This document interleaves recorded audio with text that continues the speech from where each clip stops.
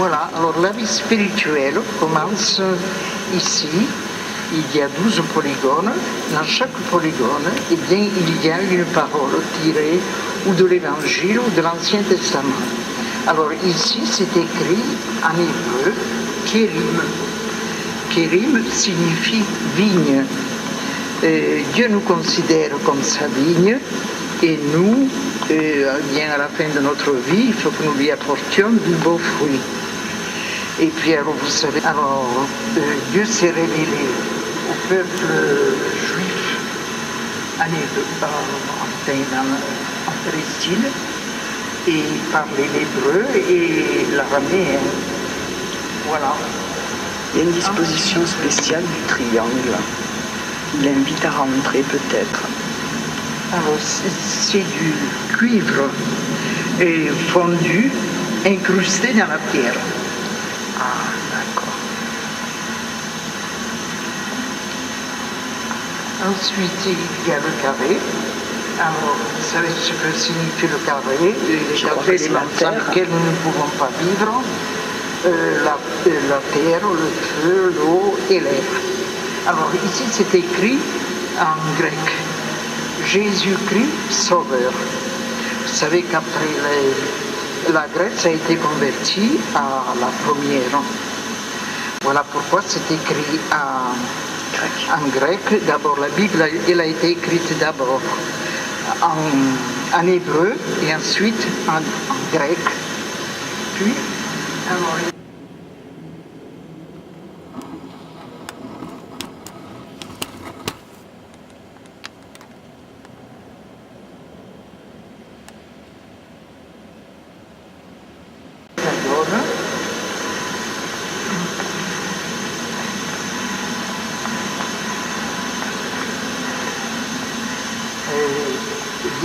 après, c'était les Romains qui étaient convertis.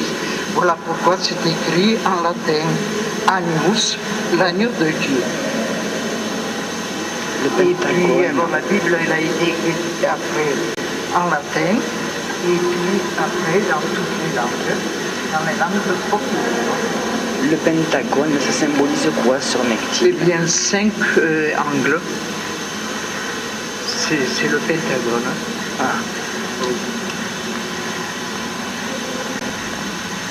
Dans le sexagone, c'est écrit déjà en français, berger, je suis le bon berger ou je suis le bon pasteur.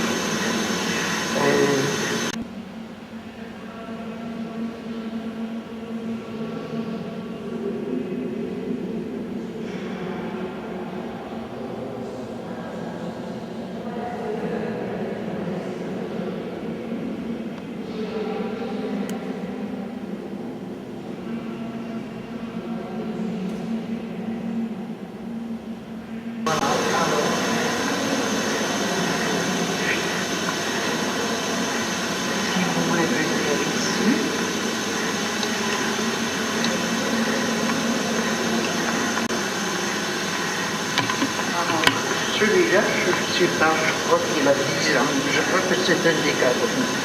Je n'ai jamais compté combien il a d'angles.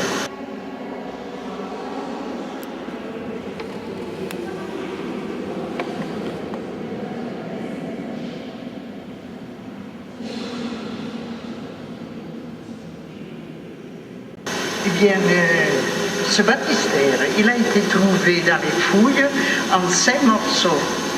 On a fait venir une société qui l'a remoulé sur place et on dirait qu'elle n'a pas été touchée, tellement elle est belle. Elle a 15 siècles et elle date entre le 4e et le 5e siècle. Parce que lorsqu'on a continué les fouilles, on a trouvé les vestiges de la première église de Digne qui n'avait que 17 mètres. Et après, on a bâti une première cathédrale, puis une deuxième qui a brûlé, et celle-ci, c'est déjà une troisième.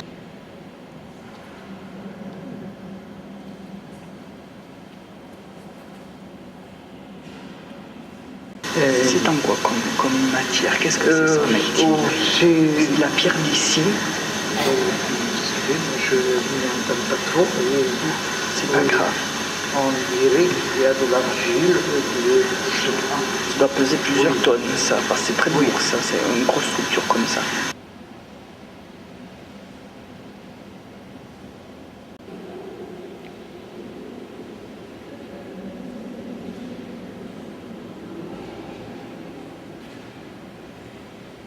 Alors, on a trouvé aussi un sarcophage sur lequel il y avait la tête du Christ, lorsqu'on a trouvé le baptistère. Et ce sarcophage se trouve dans le musée à Digne. Et c'est ce qui fait dire que Digne a été converti au catholicisme entre le 4e et le 5e siècle.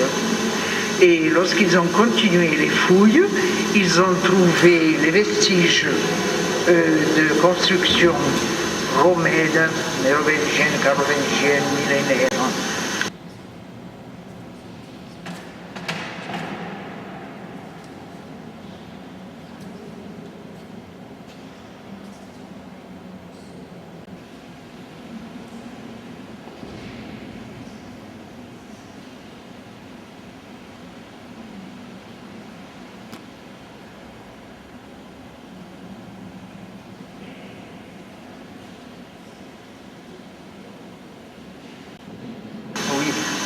Ensuite, on a trouvé aussi ces pioles. Et ces pioles, vous pouvez venir les voir, elles sont très jolies, très fines, de 3 couleurs différentes. On ne les aperçoit pour ainsi dire pas. Il y en a une qui est bleue, l'autre jaune et la troisième est mauve. Elles servent toujours pour le baptême, pour la confirmation et le sacrement des malades. On a trouvé aussi dans les fouilles cette vierge, elle est en marbre de Carrara, elle est du XVIIIe siècle. Elle est très fine et très belle, elle a à peine les doigts cassés. Et bien sûr qu'elle est restée sous terre. J'ai une question sur Mechtil. La représentation de la Vierge à l'enfant. On représente toujours la Vierge qui regarde jamais l'enfant. Comment ça se fait sur Mechtil? Moi, j'ai jamais vu une Vierge qui regardait l'enfant, ou quand elle avait la tête tournée vers l'enfant, elle fermait les yeux. Ça dépend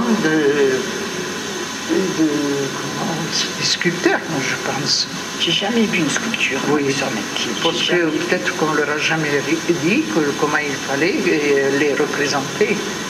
Oui, moi je pense que c'est d'après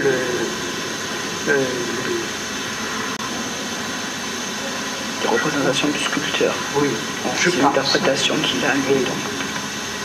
Alors la cathédrale est chauffée et en hiver, tout l'hiver, à 15 degrés, jour et nuit. Et vous voyez, quand vous rentrez, il ne fait pas froid. Aujourd'hui, il y a encore 22 degrés. C'est très très bon. Oui. Maintenant, je prends de la robe. Et il a l'air de bien. Et bien, savoir ce qu'il représente. Absolument. Ça doit être très compliqué à interpréter. Il y a tous les polygones là, sauf le triangle. Il y a 40 faces, ça représente les 40 jours que le Christ a passé dans le désert avant de commencer sa vie publique. Et puis alors le siège pascal, le Christ ressuscité. Voulez-vous lire? Là, sur Mechtil, ce sont tous les polygones que nous avons vus, qui sont symbolisés dans ce support du cierge, tous les polygones qu'on a vus. Vous nous avez présenté tous les polygones, le carré, tous les polygones différents. Ça symbolise tout ça. Oui. Voilà. Oui. Il y a une façon de la structure, comment elle repose. Est-ce qu'on peut savoir pourquoi cette structure, cette façon de monter? Plus on monte et plus il y a de faces. Eh bien, parce qu'il voulait qu'il y en ait 40, justement, qui représentent les 40 jours Christ passé dans le désert, comme je vous l'ai dit. Voilà, c'était tout compté parce que c'est un juif, celui qui a fait l'intérieur de la cathédrale. Et il connaît la Bible. Il a étudié ce qui se faisait au XVe siècle. Et tout ce qui est là, il voulait que ça représente le XVe siècle. Voilà. Et maintenant dans le chœur, alors là il y a Alpha et Oméga derrière l'autel. Voulez-vous venir? Oserais-je vous dire, sœur Mechtil, que je ne sais pas qu'est-ce que c'est l'alpha et l'oméga? Alpha, je suis le commencement de toutes choses. Je suis le créateur de toutes choses. Et oméga, eh bien, je suis la fin de notre vie. Et lorsque nous irons trouver le bon Dieu, si nous l'avons mérité, bien sûr. Peut-être le début d'autre chose. Il faudra lui présenter justement les bonnes œuvres. Alors, d'après l'architecte, les trois éléments qui sont les plus importants, d'après lui, je n'y entends rien, eh bien, c'est la cathèdre, l'autel et l'embaume. Pourquoi? Eh bien, parce que dans les fouilles, on a trouvé l'ancienne cathèdre en pierre, de même l'autel et l'embaume. Alors, on s'est fait avec des sortes de pierres, parce que la cathédrale elle a été construite avec deux sortes de pierres, les pierres qui venaient de Marcoussis et de la région. Voilà. Alors l'ancienne cathédrale est un peu plus grande et qu'est-ce que c'est une cathèdre? Qu'est-ce que c'est sur C'est le siège de l'évêque. Ah, d'accord. Le siège de l'évêque. Alors partout c'est en bois sculpté. Ici c'est en pierre parce qu'il voulait que tout ce qui se trouve ici représente le XVe siècle. Voilà. Alors l'autel. Alors qu'est-ce que c'est exactement l'autel? Vous voyez qu'il y a des coins à chaque extrémité. Que représente-t-elle? Eh bien, elle représente l'éclatement de la joie le jour de Pâques. Le Christ est sorti vivant du tombeau et c'est ce jour-là que le Christ a envoyé les apôtres aller enseigner toutes les nations, baptisez-les, enfin la phrase est beaucoup plus longue, celui qui croira sera sauvé. Et vous voyez, les quatre pointes veulent dire aller dans le monde entier. Je ne sais pas faire la différence, sœur Mechtil, entre les évangélistes et les apôtres. Comment on peut voir la différence? Eh bien, les quatre évangélistes, ce sont Jean, Luc, Marc et Matthieu. Pourquoi on les appelle évangélistes? Parce que ce sont eux qui ont...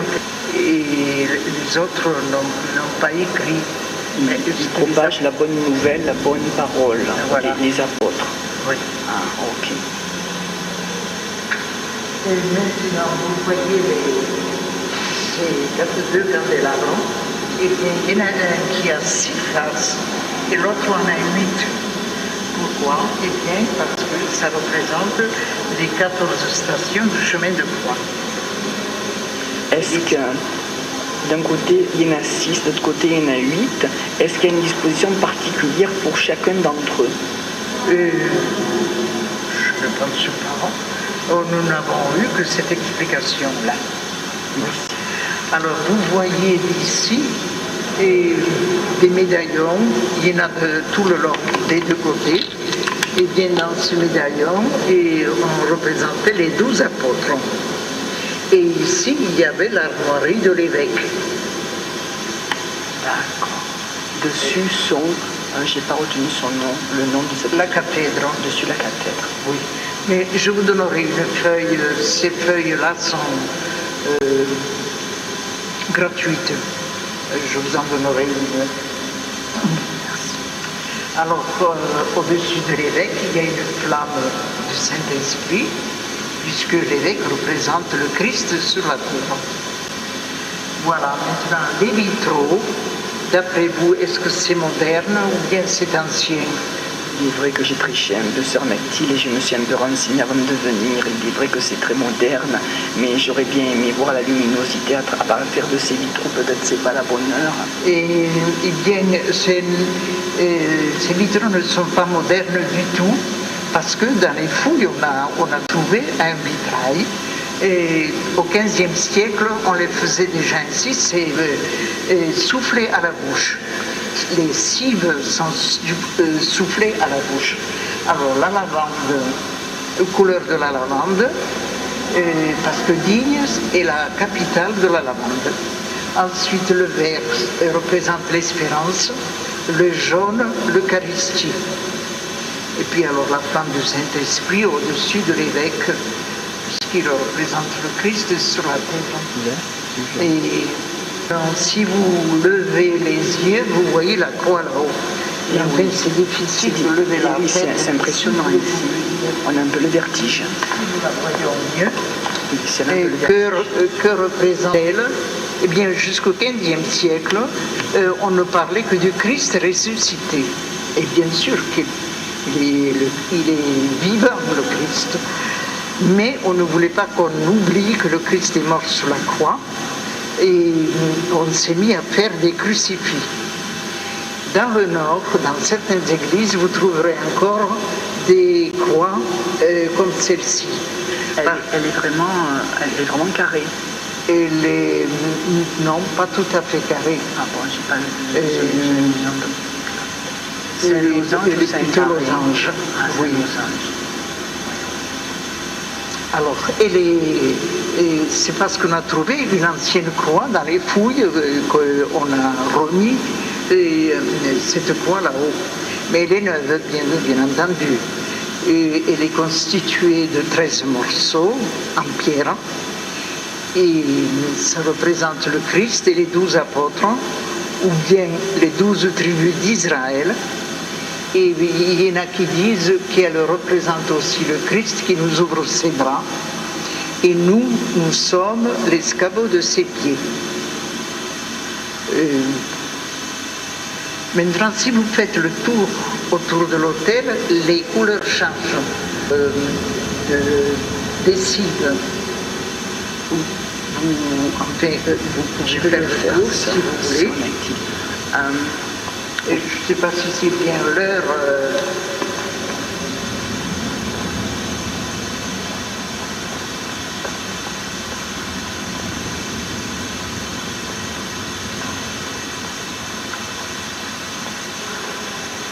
C'est un joli vert. Mais suivant à quelle heure il faut le regarder.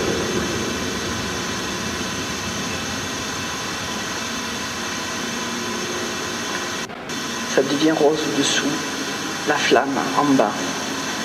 De mon point de vue, on le voit rose, regardez, on le voit pas rouge. Et cette flamme, elle est en cristal. Ça fait un peu couleur de la chair, vous voyez la partie d'en bas.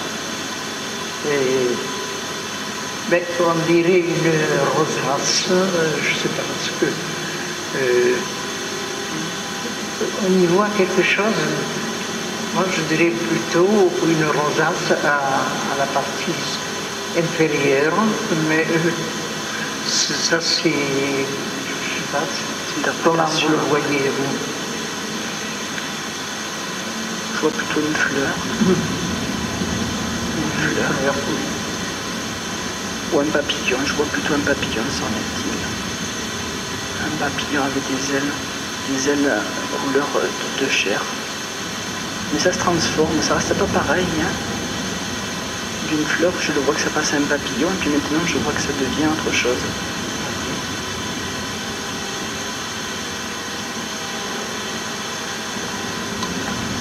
Comme une araignée peut-être, je sais pas.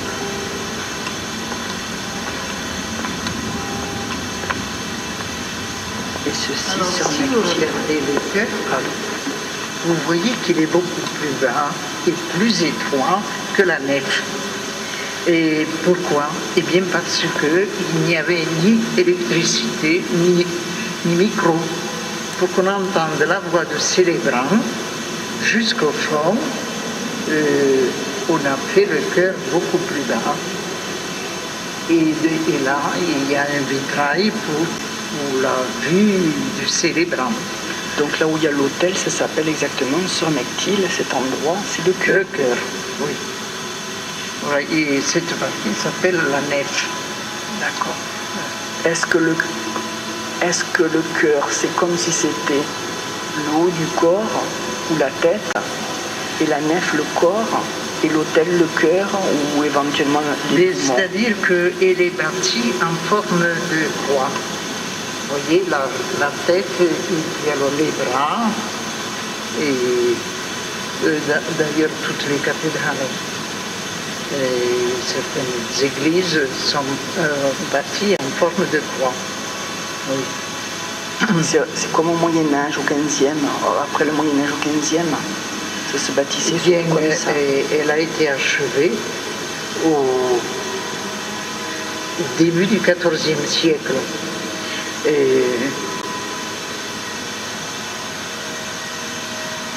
Elle a été ouverte jusqu'au XVIe siècle, et puis après, alors comme il pleuvait dedans, on n'a plus pu se servir de cette cathédrale. Elle ne servait que pour les enterrements, puisque le cimetière est derrière. Et on a bâti alors la cathédrale qui est en ville, mais c'est une co-cathédrale. La vraie, c'est celle-ci. Elle continue à servir maintenant, c'est l'église de l'évêque, celle-ci. Une question me venait à l'esprit, sœur Mechtilde. Un temple à ciel ouvert par rapport à la période ligure est quelque chose qu'un temple a fermé. C'est pour l'acoustique, c'est pour mieux entendre, et c'est pour mieux voir. Quelque chose qui est fermé, un lieu de recueillement pour des gens, où on célèbre nos fils, quelque chose qui soit fermé par rapport à des temples anciens, où dans l'Antiquité, où c'était des temples à ciel ouvert. Ici, c'est un temple comme à ciel fermé. Eh bien, vous savez pourquoi on est obligé de fermer les églises? Parce qu'on vole. On vole. Vous venez, je vais vous montrer, et la porte de la sacristie.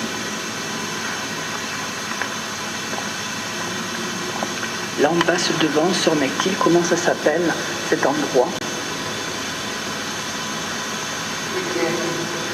C'est là où on lit la parole de Dieu, l'épître, l'évangile. Regardez, et une fois, ils ont pénétré, ils ont voulu rentrer. Regardez. Oui, c'est vrai. Oui. J'ai vu le même problème et l'autre porte, on a été obligé aussi de la réparer. J'ai vu le même problème au poisson lézard, vous savez, en géologie, où ils ont cassé le plexiglas. Oui, c'est très embêtant, très très embêtant, je vous l'accorde, sœur Mechtilde. Bon, voulez-vous venir ici?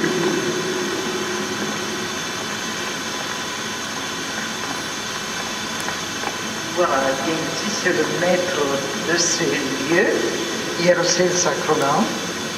Le tabernacle, il est fait en pierre d'onyx, de même la lampe du sanctuaire. Alors confiez tous vos soucis au Seigneur et tous les vôtres, tous ceux que vous aimez. Demandons-lui des grâces dont nous avons besoin pour nous et pour le monde entier.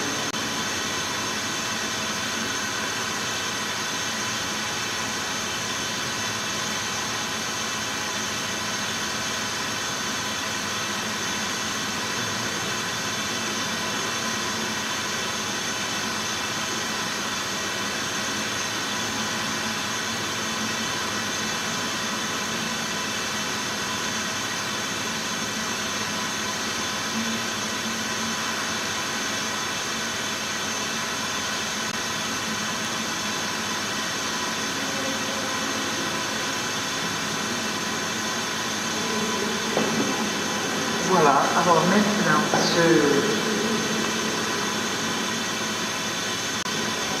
ici aussi c'est un symbole, il y a 9 angles qui représentent que le Christ est mort à la 9e heure. Et puis les 2 cercles signifient l'humanité et la divinité du Christ et les 4 pôles du monde.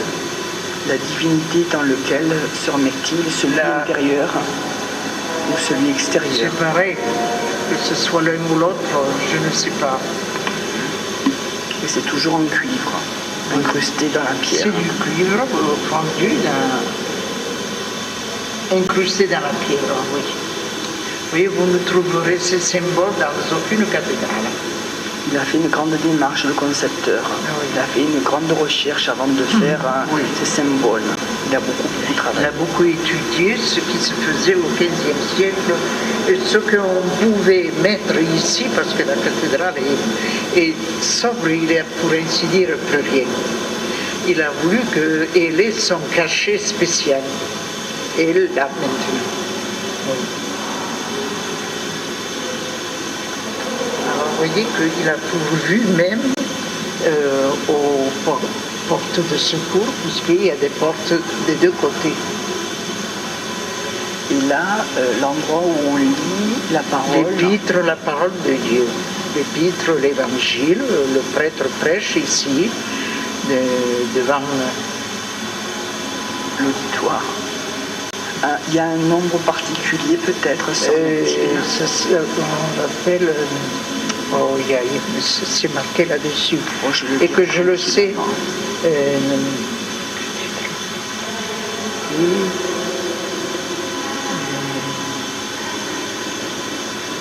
Si vous voulez ça, Maxime. Oui, je ne m'en souviens plus. Bon, c'est pas grave, je le lirai tranquillement. Mais je vous donnerai la feuille, vous pourrez relire ce que je vous ai dit. En fait, tout n'est pas là. Maintenant, si vous voulez, je vous explique ce que représente cette toile. C'est une toile d'Aubusson. On y a mis 2 ans pour la tisser. Elle est tissée avec du fil d'or, la soie et la laine.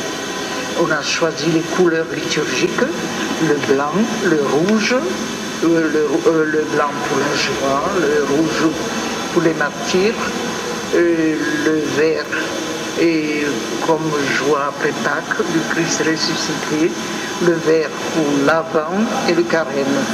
Puis alors le bleu pour la Sainte Vierge, bien sûr. On ne peut pas séparer la Vierge de Jésus, puisque c'est elle qui nous l'a donné. Alors là où il y a Alpha et Oméga. Alpha, ça représente le soleil levant. C'est tissé avec de l'or pur. Et la couleur rouge représente le sang du Christ. Après, dessous, il y a Oméga, c'est tissé avec du fil, avec la soie orange, le soleil couchant. Et Oméga, eh bien, c'est l'espérance. À la fin de notre vie, mais nous espérons bien aller ressusciter et aller avec le Christ. Au milieu, c'est le monogramme du Christ. Voilà, mais je ne connais pas l'explication de tout ce qui est là. Maintenant, les 4 points représentent les 4 évangélistes. Jean, Luc, Matthieu et Marc. Voilà. Il y a une couleur spéciale pour chaque évangéliste, sœur Mechtilde? Non, enfin, il a mis une couleur différente, oui, mais sans plus. Ben, ils étaient tous martyrs. Là, c'est le lait rouge, il y a des verts, je ne sais pas, il doit nous envoyer l'explication de cette toile. Elle a 5 mètres sur 5 et c'est écrit haut. Elle représente la victoire du Christ sur la mort. Et je suppose que la symbolisation des apôtres est faite soit dans le violet, soit dans l'or. Il y en a 12 différents, c'est ça, s'en a-t-il? Oui, qui tourne autour. Il y a une douzaine, mais il y en a 24. Il y en a 12 violines. Ah mais non, c'est les 4 évangélistes, c'est pas les 12 apôtres. C'est uniquement pour les apôtres. Parce que là, je vois les petits symboles dans les cercles. Le cercle, il y en a 12 violines et 12 dorés. Oui, je ne sais pas. Peut-être, comme vous dites, mais il doit nous envoyer l'explication de cette toile. D'accord. Oui. Elle est très très belle. Tapisserie d'Aubusson, vous avez une fortune à Vignay-les-Pins. Protégez-la beaucoup. Oui. Alors vous voyez dans quel état ils ont laissé la cathédrale. On dirait que toutes les pierres ont été touchées. À coups de canon, ils ont tiré pour la faire qu'elle s'écroule. Et elle a tenu bon. Depuis 1840, eh bien, elle est considérée comme monument historique. 1840. Oui, monument historique. Voilà, je crois que je vous ai dit à peu près tout ce que je sais. Oh, merci beaucoup, Sœur Nectile. Voilà. Je sais sûrement que vous en savez plus, mais on va arrêter là pour le moment. Merci beaucoup. Bon, je ne crois pas.